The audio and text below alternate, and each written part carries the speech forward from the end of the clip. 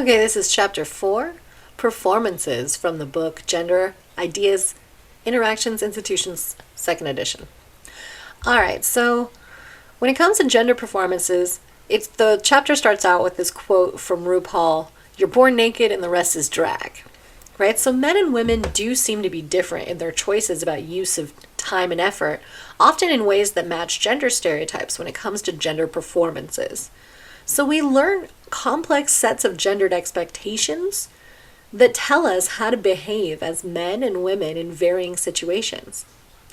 And so we sometimes act in gendered ways out of habit, but we also understand that if we fail to act in gendered ways, there can be negative consequences. So if you think about it, what are some of those examples given in the book about the way men and women spend time and effort differently, right? And if you think of some of the consequences that exist for failing to do gender according to the rules, they can be severe in our culture. So, we like to manage those gender expectations. So sometimes it's easy to follow the rules, and other times it's incredibly hard. We develop ways of managing gendered expectations that work for us as individuals, even as gender non-conforming ones. Because it is easier to obey gender rules than break them, many of us behave in gendered ways most of the time. So we help maintain the gendered patterns that we see around us, and thus sustain the illusion that the gender binary is natural and inevitable. So the process of acquiring a gendered sense of self is an active and ongoing one. Although we recognize and often consciously and unconsciously follow those rules, we're not entirely thoughtless about how and when we will follow the rules. So rather, we tend to make exceptions for ourselves and for others situationally. So when you think about gendered practices, we have so many of these in the culture. So the example in the text was holding hands. When men and women hold hands, who leads and who follows? How do we learn how to hold hands right? So even though men and women are rather similar, we often make divergent choices that then kind of become culturally solidified. So gender becomes a part of how we inhabit the world, sometimes in the subtlest of ways. So when it comes to doing gender, this term describes the ways in which we actively obey and actively break gender rules.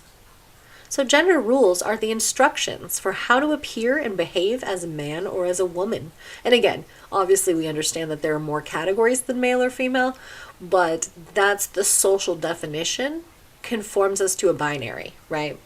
So essentially this is a social construct of gender that's restated in the form of instruction, right? That's how it becomes a rule.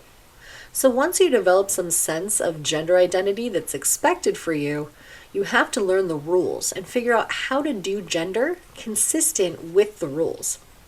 So how do you do gender? Well, every day.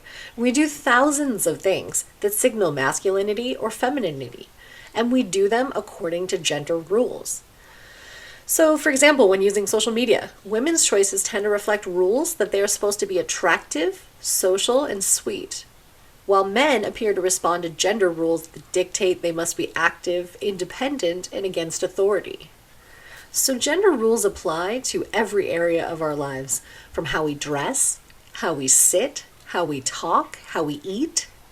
So males and females even interact differently on and with people through those same social media channels. So how we do gender, we tend to learn a large variety of gender roles, and we gradually absorb them as we become progressively acculturated into our families, into our communities, and into the larger society. So some rules are relatively rigid, while others are more flexible and negotiable. The rules vary among cultures and, of course, change over time and shift across contexts, again, showing us that they're socially constructed. So we're socialized through our families and life experiences, which teach us how to act.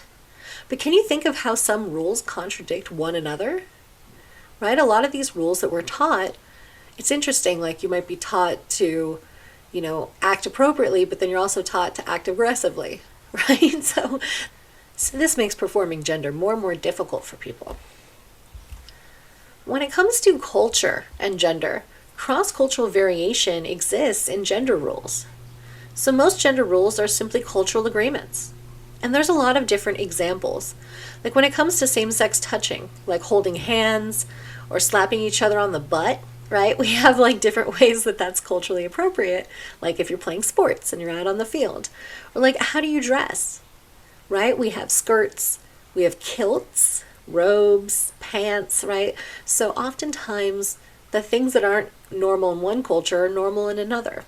So even the colors that we're allowed to wear, pink, blue, things with floral patterns, right? These things are all very gendered. So in the film Black Panther, I put the picture on here of Michael B. Jordan. You're welcome. He's the villain, obviously, in the mega hit superhero movie Black Panther. And it's interesting that when men wear earrings, we often don't call them earrings. We'll call them like studs or some other term to kind of like protect that gender binary and not make it, because again, if wearing earrings is more commonly done by women in America, then, you know, certain groups of people then co-opted that eventually, right? Like gay men used to wear an earring in one ear, or, you know, again, these kind of ways that people are able to express themselves. It shows how some gender symbols change over time, but we often still try to fit them to the binary of our culture. So doing gender requires knowing the rules, right? It requires that we simultaneously know the rules of the cultural mainstream and those of the alternative cultures that we visit. So therefore, we need more than one pair of what they call gender binary glasses. So we all make cultural adjustments throughout our day and our week, knowing exactly what style and behavior rules are appropriate for like a wedding or a first date or a job interview. These things require sophisticated adaptations with your gender binary glasses. So obviously, it's important to understand the history and the context of the gendered understandings we have in our culture right now. So the rules for doing gender are not timeless, they change. They change across time, as the earrings example illustrates. And they also change from context to context. So think back to that high heels example from the first chapter and how customs change from men wearing heels to only women and, you know, cowboys or things like that wearing heels. I'm sure you can think of other examples. These things are dynamic, so they change.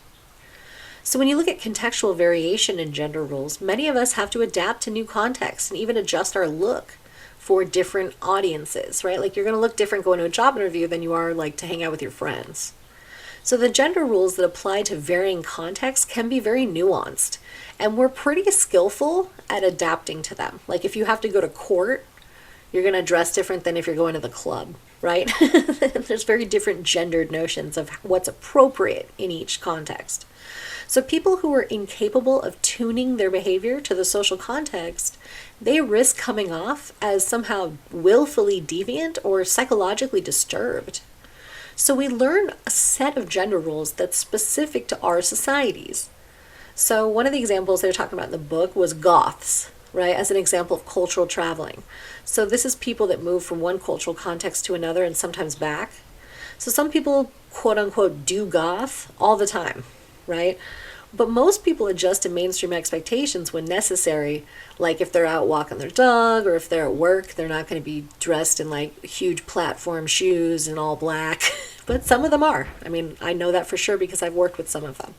So, you know, it's interesting how that kind of notion of cultural traveling, where sometimes you perform it and then in other contexts you don't, right? To kind of better fit the expectations for those spaces. So we start learning the gender rules in infancy, like immediately. We start learning them because they're encouraged to us and reinforced throughout our childhood from our parents, and then later from teachers, peers, and social institutions. So our parents have to make hard decisions about whether to reinforce gender norms and encourage their children to reject gendered expectations. So kids have absorbed enough information about gender by the age of 5 to have their own first pairs of gender binary glasses. All the agents of socialization in a child's life affect them, from parents to teachers to friends, and even media programming. These provide complex and contradictory lessons on how to do gender and what the gender rules are. As early as age 3, and of course by age 5, kids have their first pair of glasses they've already developed to how they see the world. So, when it comes to socialization, once children have gender binary glasses, they begin to behave in ways that reflect the gender binary. So, they choose toys that seem gender appropriate. They make assumptions about other people based on gender. They use gender as a criteria for choosing who they play with or who they're friends with. And they invent rules or criteria for policing gendered behavior as early as 3, 4, or 5 years old. So kids absorb all of our gender rules while they're busy learning all the other social rules of life that we teach them, right? They just soak this in at the same time. So there's different understandings of socialization. First is the injection model, which it's a kind of outdated understanding of how socialization works. So it fails to account for full socialization for 3 reasons. First, it suggests that socialization is finished by the time we're adults, but it's not. We continue to evolve and develop, and that's an important thing, honestly, that we don't just like hit 20 and then we're 20 forever. Like we continue to be socialized. We continue to be affected by the cultural environment around us. Second, the injection model idea of socialization leaves no room for the possibility that we actively consider or even resist gender rules. So the idea that people transgress on purpose just doesn't fit into this model, which clearly happens, right? And then third, it fails to acknowledge that people want to change those rules, not just resist them, but like change them through resistance. That sometimes just by deciding to not follow social rule, then becomes norm. So for example, in the 1960s, late 60s and early 70s, a lot of men had long hair.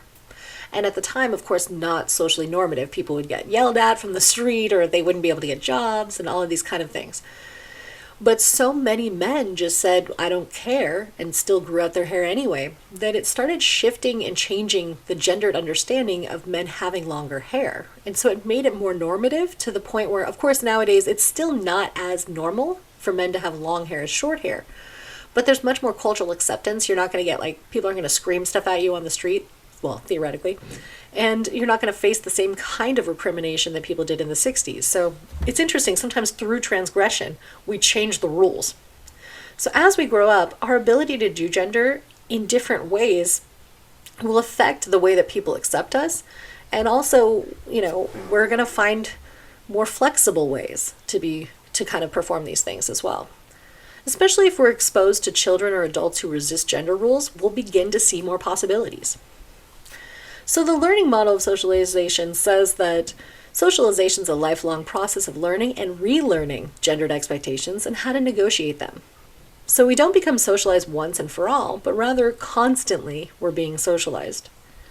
So we're cultural experts. We consciously and unconsciously, consciously though, we strategically adapt our behavior to changes in our environment.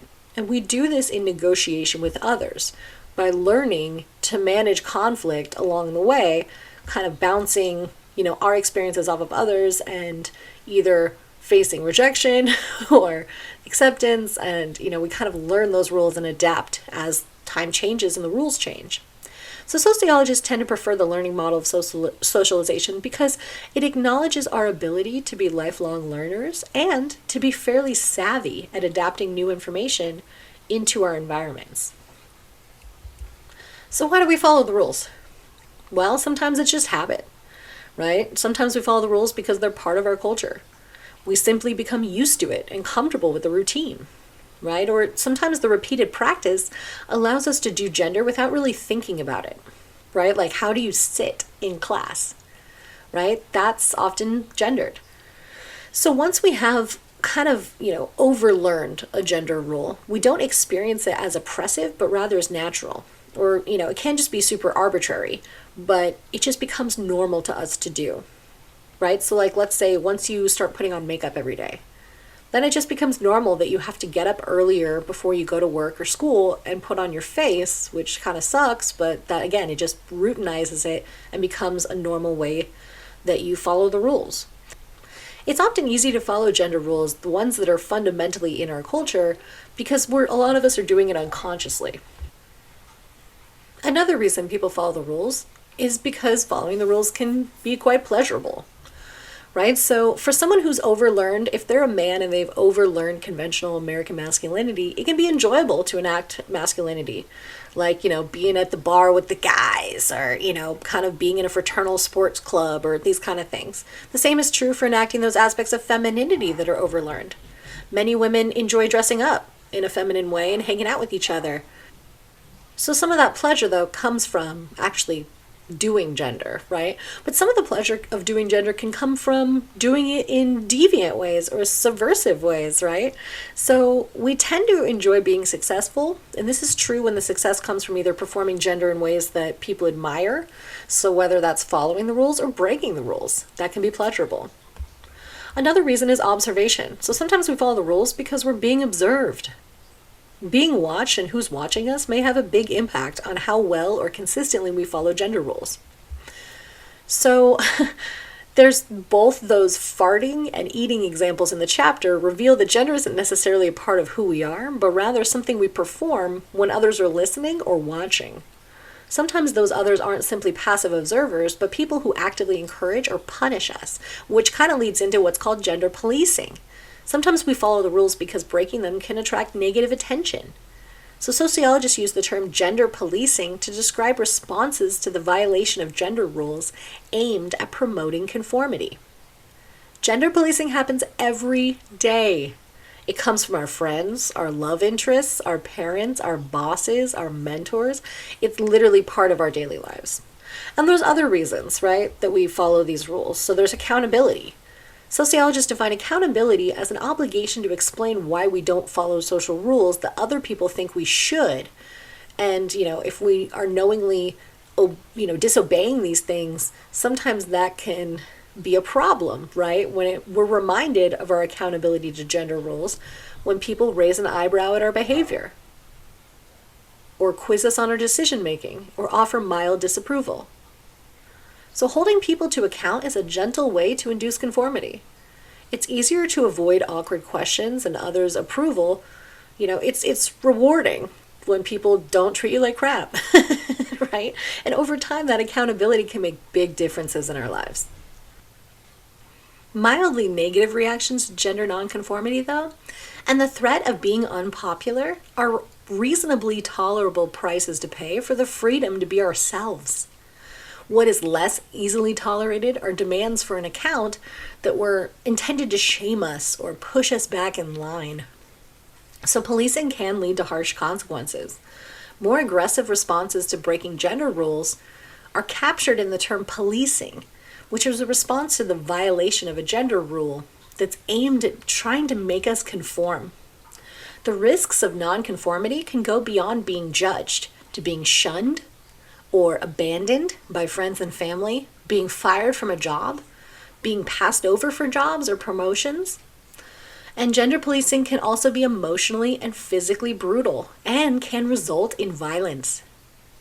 The accusation that a woman is being bossy, or the put-down phrase, "nice guys finish last," applied to a man who isn't sufficiently aggressive, are ways in which both women and men do gender policing, and this happens all the time. And the weirdest part, too, is that oftentimes this is our loved ones doing this, and they think they're helping us to better fit the social norms of society, but it can be a very painful experience to go through. So how do you break the rules? People don't usually defy gender rules outright, because confronting them head-on can also cause conflict. Instead, the rule breaker affirms the legitimacy of the rule. The one asking for an account will usually be satisfied, right? So then that way the conflict is avoided. So this is often done through verbal affirmations and infractions. So verbal affirmations of the rule often work just as well as a change in behavior. So infractions are punished only when they aren't excused. And we make excuses for people. So part of gender socialization is learning what exceptions and accounts are acceptable in different social circles. When we're faced with gender policing, we have three choices: follow the rules, break the rules and face a consequence, or figure out how to persuade others to let us break the rules. We can get away with breaking the rules if we have a good excuse. So rules are frequently broken. Because we can't or don't want to follow every gender rule, we frequently break them. So there's also interesting interactions when it comes to power, meaning having a higher social status provides greater immunity from the policing of others, right? But a lower social status means more people feel comfortable policing you and telling you what to do. So how we resist the binary is, again, resisting these gender rules is determined by the gender binary that it dictates. So you're kind of resisting the binary by resisting the rules. Plus, breaking the rules can be fun, empowering, and rewarding. We manage to simultaneously break and affirm the rules, making it seem like everybody does this. So our class and our social location may give us greater or less freedom from the constraints of gender rules. We make strategic decisions as to when and how often we test the limits of these rule breaking. So the number one gender rule is that, we all must do gender. Gender rules obviously vary by culture, history, and identities, but that one rule tends to apply to everybody, that we must do gender. If you do not do gender at all, like you're like, no, I'm non-binary, right? You become culturally unintelligible to people. And this is why people find it so threatening to have diversity of gender expressions when what does it matter? It shouldn't matter. It's a very personal, internalized sense of your experience within the rest of the world, but it becomes this kind of weird rallying point or even political football because we don't know how to culturally interpret someone that's not performing gender and not performing a binary of gender. So, it's a serious communication crisis for everyone that you're interacting with if you don't do gender at least a little bit. So consequently, most of us do gender at least a little bit, and usually a lot more than a little bit. So the consequences for not doing gender, as we've discussed, are numerous. If we want to fit in and avoid negative responses from others, we have to either follow most gender rules or provide accountability for deviating from them.